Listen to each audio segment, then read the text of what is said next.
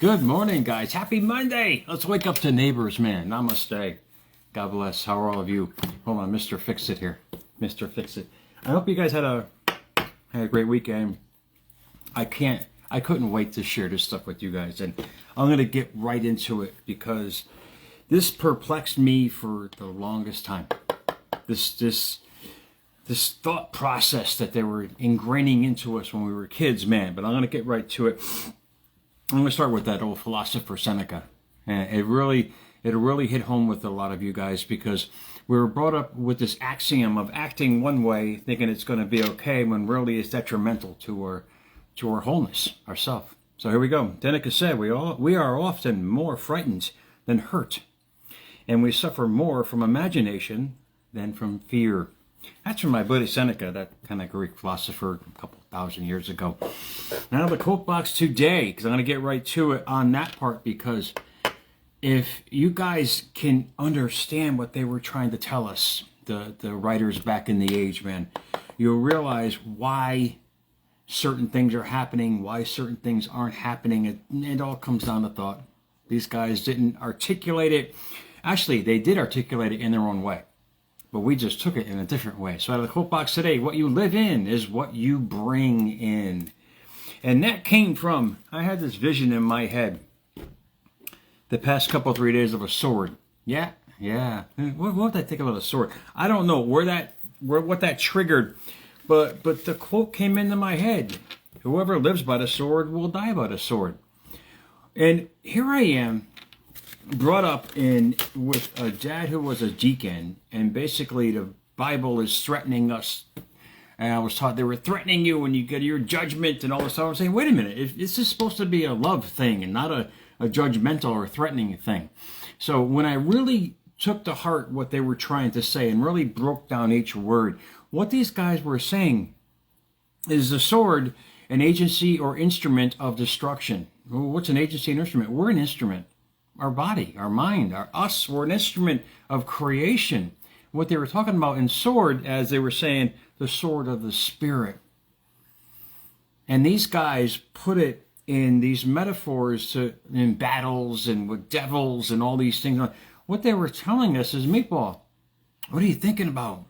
Because the sword of yourself that you keep thinking that's going out and you're not going to be hateful or vengeful or anything else, basically you're just hurting yourself, not the whole process. And this is basically what it's broken down to. This idiom basically means what goes around comes around. And Matthew noted this in 26. He said, all they that take the sword shall perish with the sword. What is this? The sword of the Spirit is you stabbing yourself. Is you're putting your foot in your mouth and everything you say, do every day with yourself. And the hardest thing about this whole, what is a sword? What is the sword of the Spirit? What is the biggest sword of the Spirit? And what I came up with, and there's a whole axiom of them out there, but the biggest one that most people go by and what they live by every day with that sword, hence of the Spirit, that they keep stabbing themselves in the foot with, is fear. And I can relate to this. I've been there, and fear is an unpleasant, often strong emotion. This is your sword, guys. That this is your sword that you, unbeknownst, are actually hurting yourself with every single day. And the synonyms they go on and on and on. Anxiety, apprehension, concern, nervousness, unease, worry, trouble. This is the sword they're talking about. This is the sword that all of us keep stabbing ourselves in the foot with every day and are literally destroying ourselves from the inside out. It's just something for you guys to understand. That's why I wrote, what you live in is what you bring in.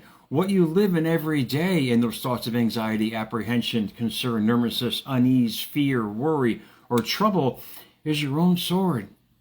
You're living by the sword of yourself. You're living by the sword of your thoughts. The sword of the Spirit can be used in ways that will literally destroy you by your thought process of it. If you're living in anxiety every day, that is basically you're stabbing yourself emotionally, physically, spiritually every single day. Apprehension is a big cause of fear. What are you not allowing in your life? This is what they were talking about.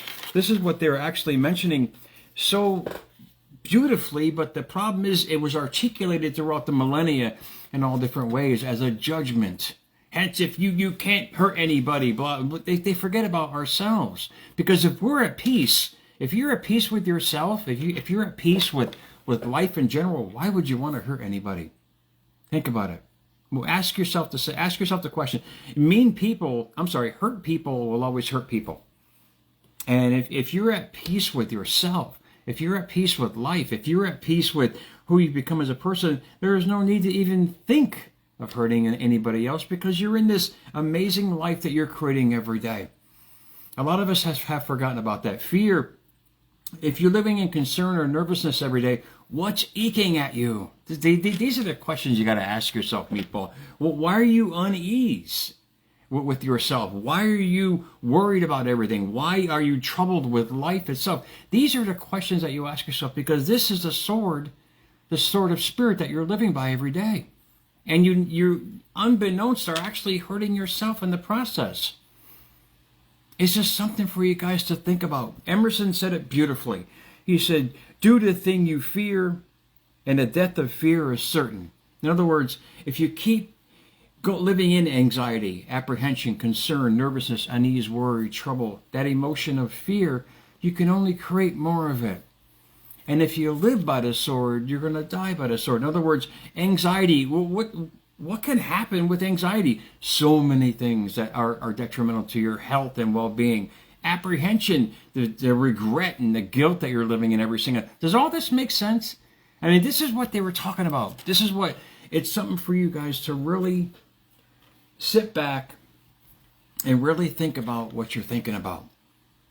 And understand that if you're at peace with your past, and you can't let it go, but if you're at peace with it and you're on this journey, as I whack my ear into the microphone, if you're on this journey of abundance and well-being and love in your life, why would you ever want to hurt anybody? Because you're not hurting yourself. We're a direct reflection of the world, of ourselves out there. And we act accordingly, knowingly or unknowingly in our lives. And what you live in, ask yourself, what are you living in every day? What thoughts, what thought patterns, what habits are you living in that cause the anxiety, apprehension, the concern, and all these things? And you marinate in these things every single day. It was a hard question I had to ask for myself, because all that they take the sword shall perish with the sword. I had to ask myself, wait, what do I keep living in to keep recreating that sword every single day that I'm stabbing myself in the foot? And it's just another basic term for karma. What goes around comes around. It's you acting accordingly to what you're living in every single day. It's a hard realization for people. It was a hard realization for me, because I spent a couple decades blaming life for my troubles when I looked in the mirror and realized I was the sword of spirit. And I was indirectly stabbing myself in the foot every single day by my perception of life, my belief of myself, which is most important. I wasn't at peace where I was. I wasn't happy where I was. I just kept recreating that all over again. This is what they were talking about. And when you literally break down the words of these deceased notables and understand what they were trying to warn us about, the sword is often used in violence and murder. Yeah, against yourself. You're literally hurting yourself emotionally every single day with that recreation of what has happened to you, not living in peace, not understanding the true power that you have to change all this. This is the beauty of life. We have the power to change.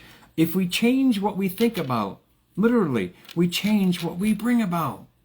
It's really that simple. It's a process of evolution that, yes, indeed, it takes time, but it's the most blessed time of your life, because you're realizing why things were happening to begin with. The epiphany of self is you understanding and realizing why things are happening in your life, because we are the creators of it.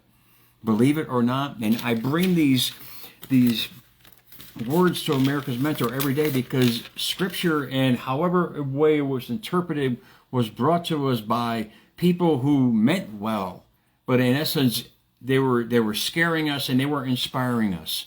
And not to go against anybody's belief, I'm not. All I did was say, wait a minute, this book is supposed to be pretty damn good. It's supposed to uplift us in life, but look at life around. If you look around life, in general, what do you see? That's not living righteously as people. We're living in fear. We're living in anxiety, apprehension, concern, worry, and trouble every day because we're spoon-fed all this. This is why you got to create your own inner peace. This is why you got to create the imagination, as Seneca said. We are more often frightened than suffer more from imagination because we're conjuring up things that haven't even happened or recreating what has happened instead of focusing on right now, instead of focusing on the present moment of what we want to have, be, and do every single day. That'll cure any past by focusing on a purpose that you have, the happiness and the love that you give every single day. You put away the sword, you put it back in its sheath, and you understand that I don't need this anymore. This is not who I am. And if you keep doing that every day, you keep constantly putting in your mind that person you are, that you truly are, without apprehension, without concern, without worry, without anxiety. All these things are stuff that isn't really here, that you keep recreating over and over again and conjuring up thoughts of what it was. And when you grasp hold of that and grab life by the balls, we all have this ability. We'll use it as a disability. I was this, I was that.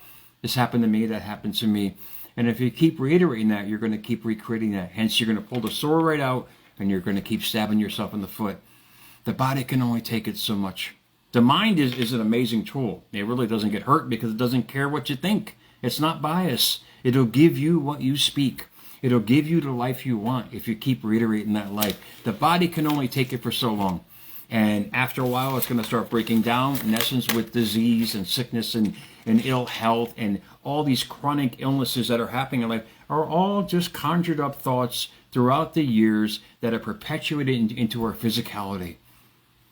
And when you guys grasp this for yourself and you grasp this, that you have control of your life, that you have control of your thoughts, that you have control of where you're going, then you realize what you're creating. What you live in is what you bring in. Remember that for yourself, because you're the creator of it. You're the creator of all of this, man. You know, whoever lives by the sword will die by the sword indeed, because that sword of spirit is your constant thought about yourself that you keep reiterating every day. And you're slowly but surely destroying yourself. It's a reality check that I hope really inspires you guys on this Monday and really helps you get along to understand that you have complete control to create the life you've always desired. You have complete control to turn around your situation into any direction you want to go. Put your sword away. Let down the walls of yourself.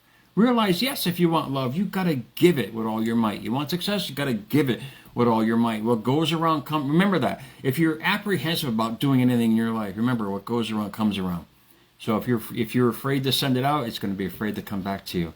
If you're afraid to give love, it's not going to come back to you. Does that make sense? Guys, so happy Monday to you guys. I got to head off today, man. I got a lot of things to do. America's Mentor _radio, at America's Mentor on Twitter, at America's Mentor on YouTube. Think of yourself. Think of yourself as this amazing, how should we say, instrument that we have to take care of every single day. What's the best way to take care of this instrument that we've been gifted with? Our thoughts. And whatever thought you put in is going to be created in our reality every single day. We're literally at this second creating the next step in our life. You choose how you want to live and watch how life responds. Guys, happy Monday. I'll see you guys soon, man.